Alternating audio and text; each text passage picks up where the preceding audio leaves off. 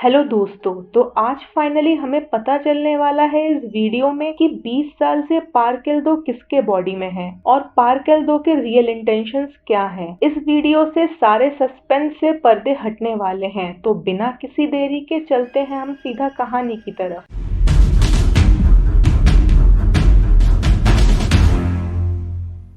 तो हमने last video में देखा कि चो यन को अब प्रिस्ट यांग के पार्केल दो होने के बारे में पता चल चुका है, जिसके बाद वो चर्च में जाता है जहां प्रिस्ट यांग होली मास के बीच प्रेयर करते हैं और क्राइस्ट को wine and host wafer offer करके खुद कंज्यूम करते हैं। जब प्रिस्ट यांग विजिटर्स को ब्लेस करते हैं तब चो यन लाइन ब्रेक करके आगे आता है और ऑल्टर से वाइन ग्लास को गिरा के सबको बताता है ये वाइन नहीं है, नॉर्मल वाटर है। वो प्रिस्ट यांग को ये कहते हुए कन्फ्रंट करता है कि उन्होंने प्रेयर की लाइंस भी इनकरेक्ट पढ़ी और होस्ट वेफर को भी कंज्यूम नहीं किया। तभी दो आदमी आके चो यन को बाहर ले जाते हैं, पर चो यन चिल्ला के प्रिस्ट यांग को पार्केल दो बुलाता है। डिसिप्लिनरी कमेटी में चो यन से होली मास को खराब करने के लिए क्वेश्चन किया जाता है, जिस पर वो ये कहता है कि वो होली मास नहीं ब्लैक मास था और प्रिस्ट यांग पार्केल दो नाम के स्पिरिट से पोजेस्ड हैं। वो प्रिस्ट यांग के ब्लैक आउट बाइबल को एज एविडेंस सबको दिखाता है, जिससे अदर प्रिस्ट शॉक्ड हो जाते हैं। पर प्रिस्ट यांग बड़े ही चालाकी के साथ चो यन पर इल्जाम लगाते हुए कहते हैं कि वो इतने सालों से प्रिस्ट हैन के साथ एग्जॉर्सिज्म करता आ रहा है, जिसके वजह से वो इविल से ऑब्सेस्ड हो चुका है और अब वो प्रिस्ट हैन जैसे ही अपने लाइफ को सुसाइड करके खत्म करने के रास्ते में है। पर चो यन अपने रोजरी से प्रिस्ट यांग पर एग्जॉर्सिज्म स्टार्ट कर देता है, जिससे प्रिस्ट यांग को ज्यादा इफेक्ट तो नहीं पड़ता, पर वो अपने चेयर को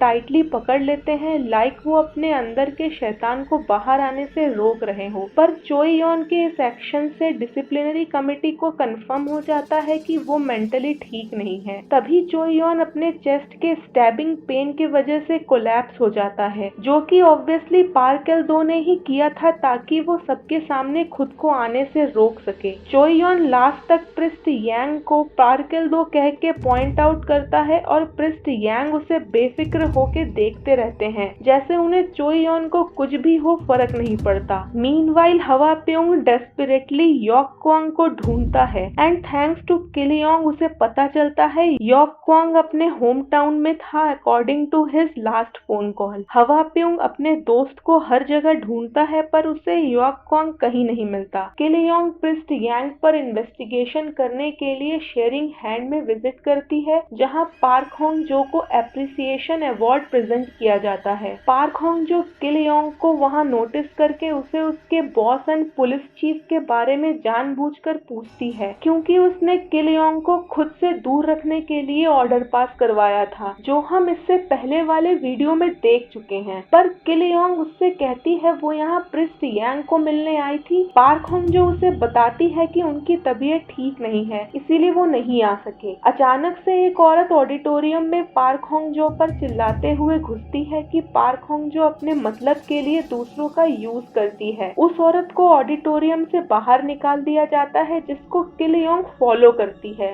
वो औरत एक मेंबर थी शेयरिंग हैंड की और उसका नाम किम था। वो किल योंग को अपने घर इनवाइट करती है आफ्टर नोइंग कि वो पार्क होंग जो को अरेस्ट करना चाहती है। सिस्टर किम रिवील करती है कि पार्क होंग जो के इस ऑर्गेनाइजेशन को ज्वाइन करने से पहले ये एक जेन्युइनली गुड चैरिटी ऑर्गेनाइजेशन था, पर पार्क होंग जो ने यहाँ के वॉलंटियर्स को मैनिपुलेट करके अपने पॉलिटिकल पावर को इंक्रीज किया। सिस्टर किम किल योंग को एक रिकॉर्डिंग भी प्ले करके सुनाती है। वो रिवील करती है वो जब भी पार्क होंग जो से मिलती है हमेशा सारी बातें रिकॉर्ड करती है, ताकि अगर वो पार्क होंग जो को अरेस्ट करवाने में फेल हो गई तो वो रिकॉर्डिंग लेके मीडिया में जाएगी। सिस्टर किम के पास एक एनवलप भी था पार्क होंग जो के खिलाफ एविडेंस का। सिस्टर किम पार्क होंग जो को ब्लेम करती है कि उसने प्रिस्ट यांग को बदल दिया। सिस्टर किम प्रिस्ट यांग को काफी अच्छा आदमी मानती थी, जो कभी कुछ गलत कर ही नहीं सकता। मीनवाइल प्रिस्ट यांग जो अपना सामान पैक कर रहे थे to leave for certain health issue, उनको पार्क होंग जो का कॉल आता है। वो Kil Young and sister Kim के मीटिंग के बारे में उन्हें बताती है, जिसपे प्रिस्ट यांग कॉन्फिडेंट थे कि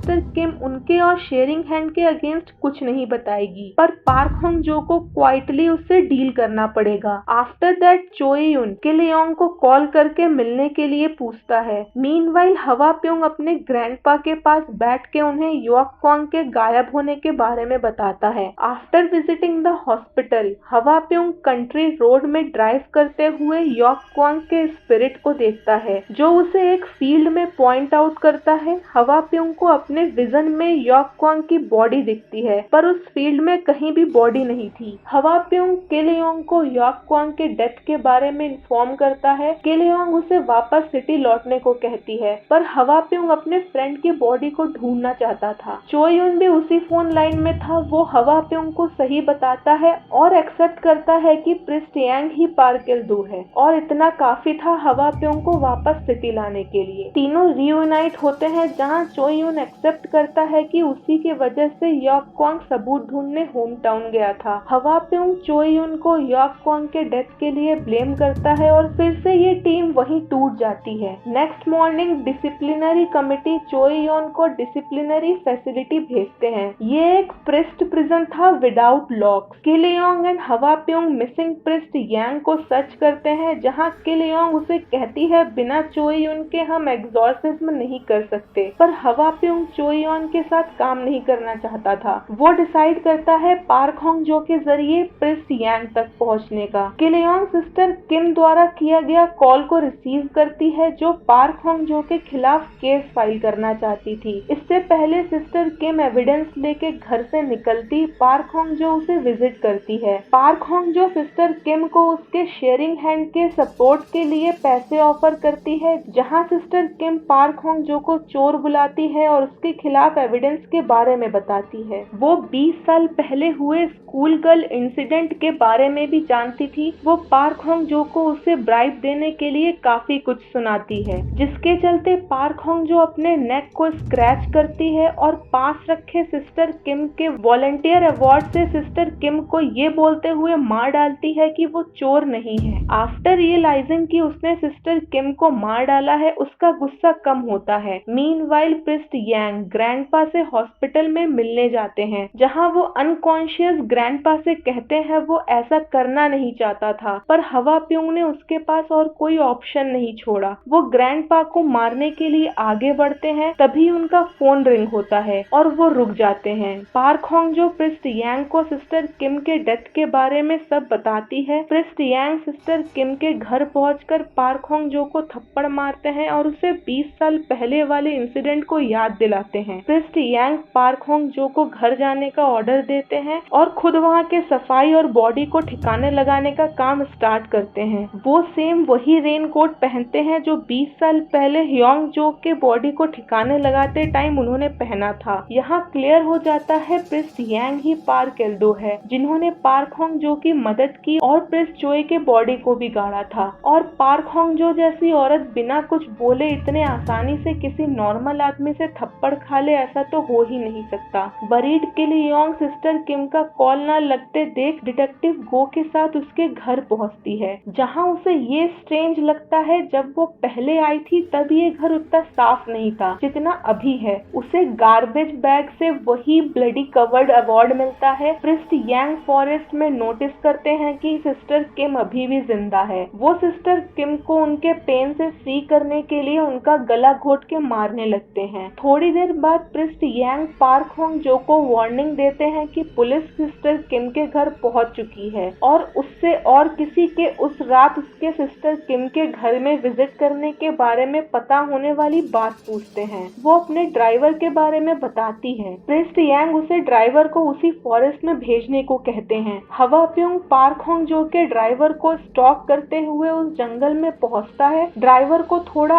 ऑड फील होता है प्रिस्ट यांग ने उसे जंगल में क्यों बुलाया, पर अचानक से ड्राइवर के आंखों में डर दिखाई देता है क्योंकि प्रिस्ट यांग के पीछे से डार्कनेस हर जगह फैलने लगती है। हवा प्योंग भी वहां पहुंचता है और प्रिस्ट यांग को वहां पाके उस पर 20 साल के अपने फ्रस्ट्रेशन को निकालता है। इन प्रिस्ट प्रिजन चोई योन अपने नाइटमेयर में खुद को अपने कर्स को दोहराते और खुद को मारते देखता है। सिस्टर किम के घर में किल योंग को एविडेंस वाला एनवलप नहीं मिलता, पर उसे याद आता है कि सिस्टर किम पार्क होंग जो के सारे कन्वर्सेशन को रिकॉर्ड करती थी। उसके सर्च करने पर उसे टेप रिकॉर्डर मिलता है। किल योंग वो टेप अपने बॉस को सुनाती है, पर उसका बॉस उसे कहता है ये इनफ प्रूफ नहीं है, हमें अभी तक डेड बॉडी भी नहीं मिली है। डिटेक्टिव गो भी किल योंग को मना करता है कांग्रेस वुमेन के खिलाफ जाने के लिए, पर किल योंग अब चुप बैठने वालों में से नहीं थी। इन द फॉरेस्ट हवा प्योंग प्रिस्ट यांग को पेड़ से बांध के पार्किल दो से छुटकारा पाने के लिए तरीका सोचने लगता है, पर प्रिस्ट यांग उसे बताते हैं वो पोजेस्ड हो ही नहीं सकते क्योंकि वो खुद एक प्रिस्ट है। पर हवा प्योंग को पक्का यकीन था प्रिस्ट यांग ही पार्किल दो है। प्रिस्ट यांग उसे बताते हैं पार्किल दो 20 साल पहले किसी के भी बॉडी में मूव नहीं हुआ था। तभी हवा प्योंग को किल योंग का कॉल आता है। वो उसे सिस्टर किम के बारे में बताती है और ये सुन के शॉक्ड होती है कि हवा प्योंग प्रिस्ट यांग के साथ है। हवा प्योंग प्रिस्ट यांग से सिस्टर किम के बॉडी के बारे में पूछता है, जिसपे प्रिस्ट यांग सिर्फ इतना कहते हैं, a lost ship will eventually return home. उन दोनों को इसका मतलब समझ नहीं आता, पर किल योंग चोई योन को प्रिस्ट यांग और हवा प्योंग का लोकेशन बताती है और उसे एग्जॉर्सिज्म के लिए जाने को कहती है। चोई योन अपने कर्ज की परवाह ना करते हुए हवा प्योंग के हेल्प के लिए निकल पड़ता है। इन फॉरेस्ट हवा प्योंग को याद आता है यॉक कॉन्ग ने उसे बताया था वो पार्किल दो को खत्म कर सकता है, उसके द्वारा पोजेस्ड की गई बॉडी को खत्म करके। तभी हवा प्योंग को चोई युन का कॉल आता है उसके लोकेशन पूछने के लिए। मीनवाइल सिस्टर किम पोजेस्ड हालत में डिटेक्टिव्स को अपने घर में पानी पीते मिलती है जो अभी भी जिंदा थी। यहाँ प्रिस्ट यांग द्वारा कही गई वो बात क्लियर हो जाती है, a lost ship will eventually return home. Meanwhile forest में प्रिस्ट यांग हवा प्योंग को यॉक कॉन्ग के बारे में बताते हैं। उसकी बॉडी को उन्होंने समुद्र में फेंक दिया था। वो उसे कहते हैं कि हवा प्योंग को अपने लव्ड वंस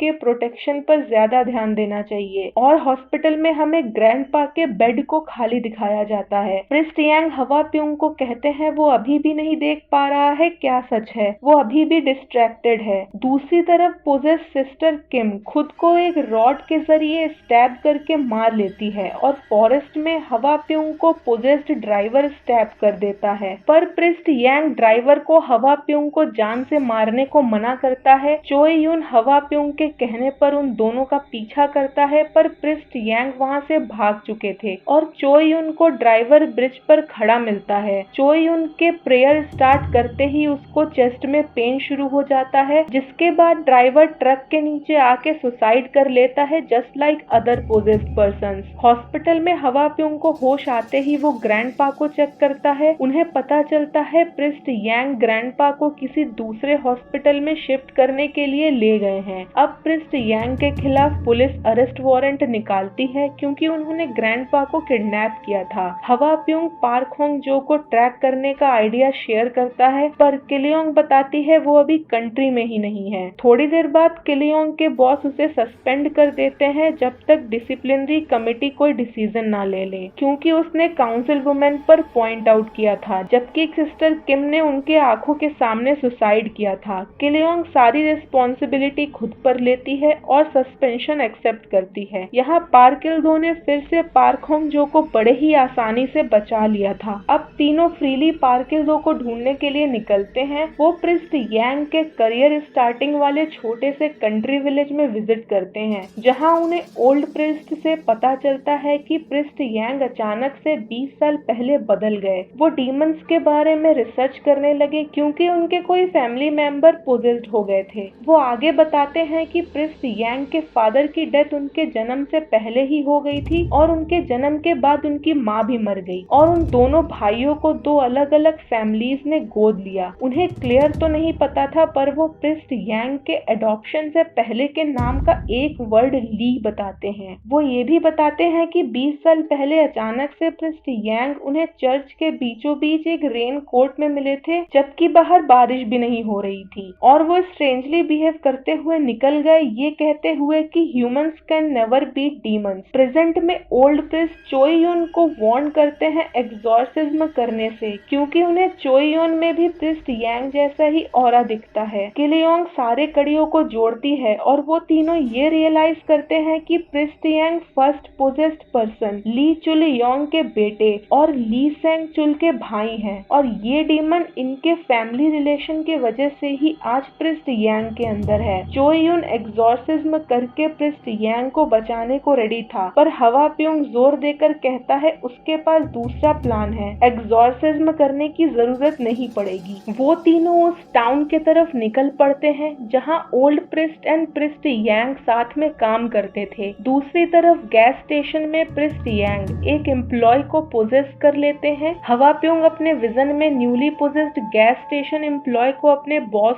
पर अटैक करते देखता है। वो तीनों गैस स्टेशन पहुंचते हैं जहां ऑलरेडी पुलिस पहुंच चुकी थी। वो पोजेस्ड मैन उन तीनों के कार के सामने आ जाता है। उसने अपने आंखें ऑलरेडी स्टैब कर ली थी, पर मरने से पहले वो उन तीनों को एक डायरेक्शन की तरफ इंडिकेट करता है। हवा प्योंग रियलाइज करता है पार्केल दो उन्हें खुद बता रहा है कि वो कहाँ जा रहा है। दूसरी तरफ प्रिस्ट यांग रास्ते में एक बस को देखते हैं और उसके ड्राइवर को पोजेस कर लेते हैं। वो तीनों वहां पहुंचकर सारे यात्रियों को मरा पाते हैं और ड्राइवर उन्हें दूर खड़े होकर उन्हें आगे के डायरेक्शन के लिए पॉइंट आउट करता है, जिसके बाद वो भी अपने आंखों को स्टैब करके मर जाता है। प्रिस्ट यांग अपने डेस्टिनेशन तक पहुंचते हैं जो कि एक नर्सिंग होम था, एक छोटे से विलेज में, जहां वो 20 साल पहले काम किया करते थे। प्रिस्ट यांग उस नर्सिंग होम के डायरेक्टर को बताते हैं यही सब कुछ स्टार्ट हुआ था और वापस आने के लिए इससे बेस्ट प्लेस उन्हें कहीं नहीं मिल सकता। वो ग्रैंडपा को भी साथ लेकर आए थे, इसीलिए वो डायरेक्टर को बताते हैं जल्द ही इनके ग्रैंडसन यहाँ आने वाले हैं। उनकी बातें पुलिस के आने से इंटरप्ट होती है, जो कि डायरेक्टर से प्रिस्ट यांग के बारे में पूछने आए थे। जिसके बाद प्रिस्ट यांग हॉलवे में एंटर होते हैं। उनके बैक से एक ग्लोइंग लाइट चारों ओर फैल रही थी और डीमन की चैटरिंग की नॉइस से वहां के सारे लोग पोजेस हो जाते हैं। हवा प्योंग को विजन में एक सी साइड विलेज दिखता है जो कि पार्केल दो ने ही उसे अपने पास बुलाने के लिए दिखाया था। पोजेस्ड ऑफिसर नर्सिंग होम से निकल के अपने पार्टनर के पास जाता है, जहां वो अपने पार्टनर से कहता है इस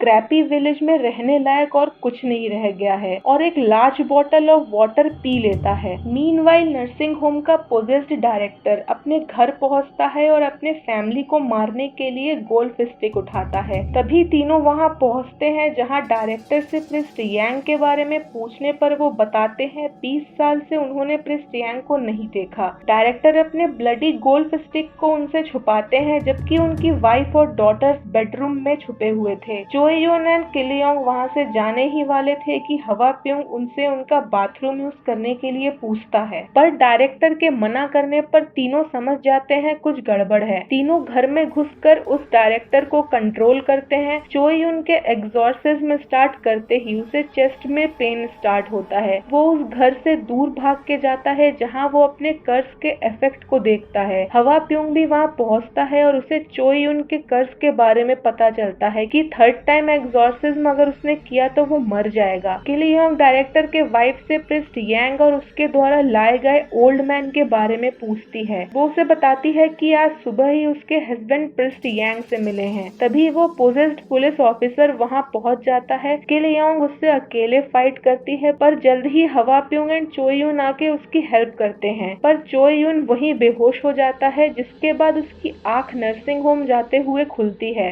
चो यून दोनों पोजेस्ड हुए पर्सन्स के बारे में पूछता है। वो उसे बताते हैं दोनों को बांध के रखा है और पूरे फैमिली को नेबर के यहाँ सेफली छोड़ा है। तीनों नर्सिंग होम में ग्रैंडपा एंड प्रिस्ट यांग को ढूंढते हैं, पर उन्हें वो कहीं नहीं मिलते। हवा प्योंग किलियोंग को बताता है चो यून को एग्जॉर्सिज्म करने से रोकना होगा, नहीं तो वो मर जाएगा। किलियोंग उससे पूछती है तो हम पार्केल दो को विदाउट एग्जॉर्सिज्म कैसे रोकेंगे। हवा प्योंग उसे बताता है उसके पास दूसरा प्लान है। हवा प्योंग किलियोंग को कहता है चाहे जो भी हो जाए तुम चो यून को बचाओगी, क्योंकि उसे बचाने के लिए ही तुम्हारी मदर ने अपनी जान दी थी, उसको बचाना जरूरी है। दूसरी तरफ चो यून को ग्रैंडपा मिल जाते हैं एक लॉक डोर वाले रूम में। उसे प्रिस्ट यांग की आवाज सुनाई देती है जो कि रूफ टॉप पर खड़े होके पूरे विलेज को देख रहे थे। प्रिस्ट यांग चो यून को पोजेस्ड विलेजर्स के बारे में बताते हैं और उसे उन्हें बचाने को कहते हैं, पर वो उसे उसके कर्ज के बारे में भी याद दिलाते हैं और उसे हवा प्योंग से दूर रहने के बात को भी याद दिलाते हैं। चो यून पेन में भी एग्जॉर्सिज्म स्टार्ट करता है और प्रिस्ट यांग के रियल सोल के बारे में पूछता है, पर इस सिचुएशन में ऐसे क्वेश्चंस पूछना पॉइंटलेस था प्रिस्ट यांग के लिए। दूसरी तरफ सारे पोजेस्ड विलेजर्स इंसानों के ब्लड से अपनी प्यास बुझा रहे थे। वो सब ज़ॉम्बीज बन चुके थे पार्किल दो के वजह से। चोइयोन अपने पूरे स्ट्रेंथ से एग्जॉर्सिज्म करने की कोशिश करता है, पर हवा प्यूंग एंड किलयोंग उसे रोकते हैं। प्रिस्ट यांग उन्हें बताते हैं, तुम तीनों का फेट सेम है, तुम तीनों इस प्लान को चेंज नहीं कर सकते और ना ही इस ट्रैप से निकल सकते हो। प्रिस्ट यांग चिल्ला के उनसे कहते हैं, तुम तीनों में से आज रात 2 मरने वाले थे, पर उसने अपना प्लान चेंज कर दिया है और अब कोई एक मरेगा। इसके बाद प्रिस्ट यांग रूफटॉप से कूद के अपनी जान दे देते हैं, जिसके बाद विलेजर्स पोजीशन से बाहर निकल आते हैं। लास्ट में प्रिस्ट यांग ये कहते हुए दम तोड़ते हैं कि नाउ ही इज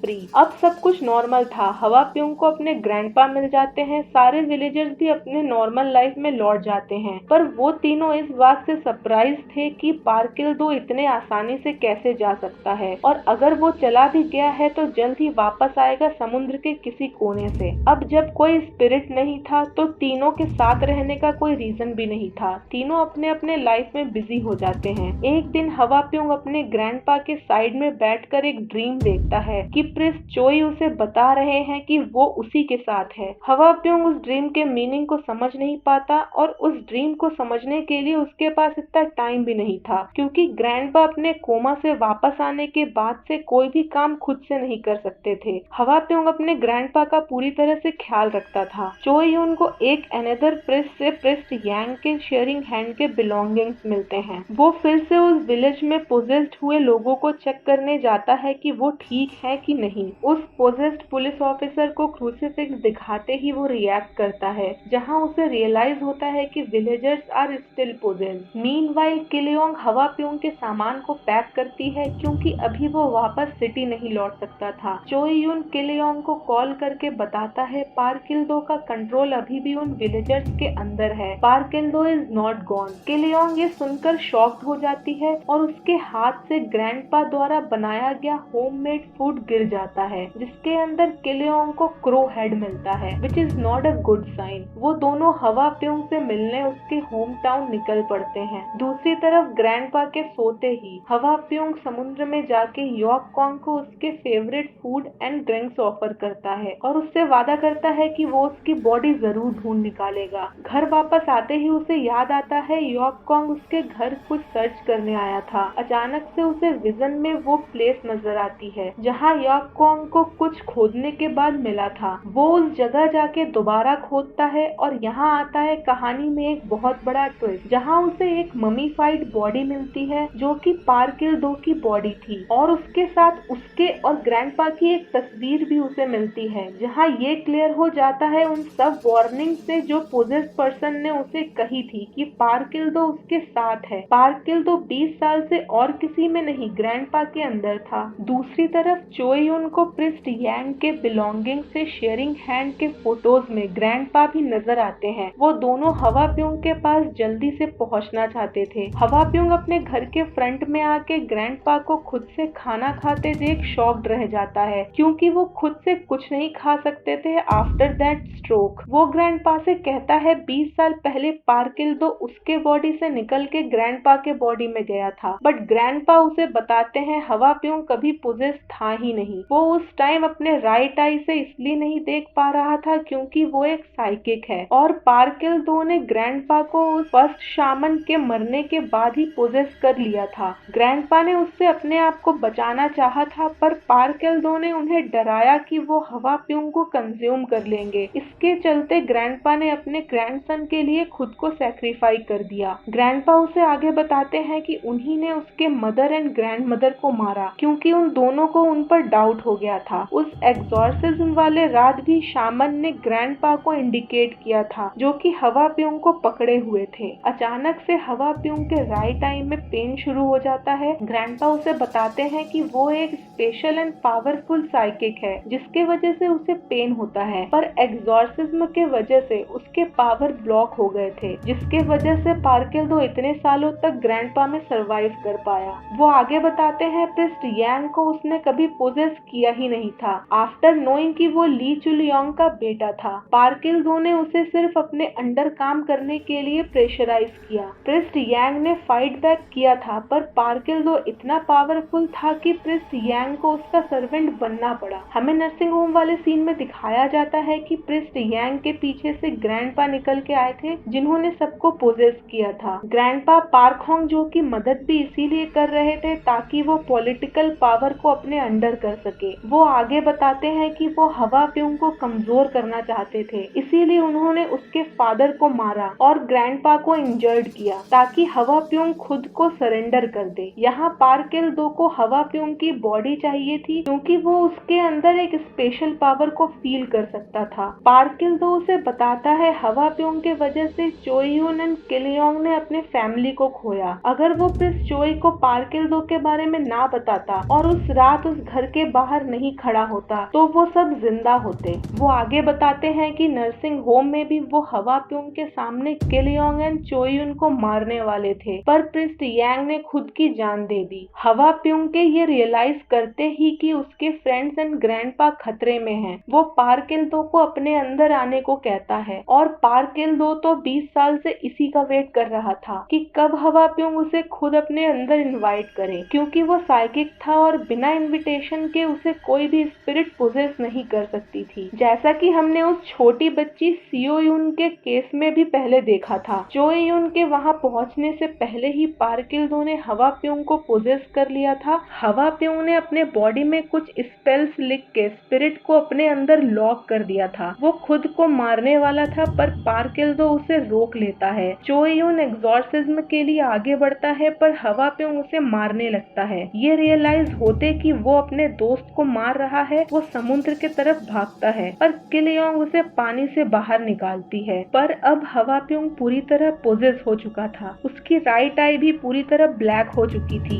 हवा प्योंग किलयोंग पर अटैक करता है पर चोई यून आके उसे रोकता है। हवा प्योंग अब चोई यून को मारने लगता है, जिसपे किलयोंग उसे याद दिलाती है उसने खुद कहा था चोई यून को कुछ भी हो बचाना है। हवा प्योंग थोड़ी देर के लिए होश में आता है और पहले अपने चेस्ट में स्टैब करता है और फिर राइट आई में, और अपने दोस्तों से सब कुछ के लिए थैंक्स बोल के समुद्र में चला जाता है। पर चोई यून उसे समुद्र में भी एग्जॉर्सिज्म करने पहुंच जाता है और कर्ज के वजह से वो वहीं बेहोश हो जाता है। हवा प्योंग उसकी रोजरी लेकर समुद्र में गायब हो जाता है और किलयोंग चोई यून को बचा लेती है। तीनों इतने अच्छे दोस्त बन चुके थे कि किसी ने भी अपनी जान की परवाह नहीं की एक दूसरे को बचाने के लिए। कुछ दिन बाद यॉक क्वांग की बॉडी सी साइड से मिलती है, जैसा कि हवा प्योंग ने प्रॉमिस किया था उसकी बॉडी उसने ढूंढ निकाली। एक साल बाद पार्क होंग जो कि अब फ्लोर लीडर बन चुकी थी, which gives her more power, उसे उसके फादर के डेथ की न्यूज मिलती है पर वो रोने के बजाय हंसती है। शी इज स्टिल एविल, जबकि पार्क एल 2 जा चुका था। किलयोंग एंड चोई यून हवा प्योंग के मेमोरियल डे में उसके ग्रैंडपा के घर उसे ऑनर देने जाते हैं, जहां उन्हें पता चलता है ग्रैंडपा के नेबर से कि ग्रैंडपा के लिए किसी चैरिटी से मनी एंड सप्लाईज आती हैं। वो दोनों वहां पता लगाते हैं जहां से उन्हें एक आदमी के एड्रेस का पता चलता है और वहां जाने के बाद उन्हें हवा प्योंग मिलता है। दोनों रिलीव्ड होते हैं कि उनका पुराना दोस्त अभी भी जिंदा है और एक वॉइस नोट से बताया जाता है कि पार्क एल 2 वापस समुद्र में जा चुका है, पर हवा प्योंग अभी भी वरिड है क्योंकि जब दुनिया में करप्शन बढ़ेगा शॉन विल रिटर्न अगेन। और ये सीरीज यहीं खत्म हो जाती है। आशा करती हूँ कि आपको इस सीरीज की सारी वीडियोस अच्छी लगी होंगी। इसी तरह से आप सपोर्ट करते रहिए और मैं ऐसे ही अच्छी अच्छी स्टोरीज आप तक लाती रहूंगी। तो भूले बिना चैनल को सब्सक्राइब करें और वीडियो को लाइक करें और कमेंट जरूर कीजिएगा। मिलते हैं अगले वीडियो में, तब तक के लिए बाय बाय।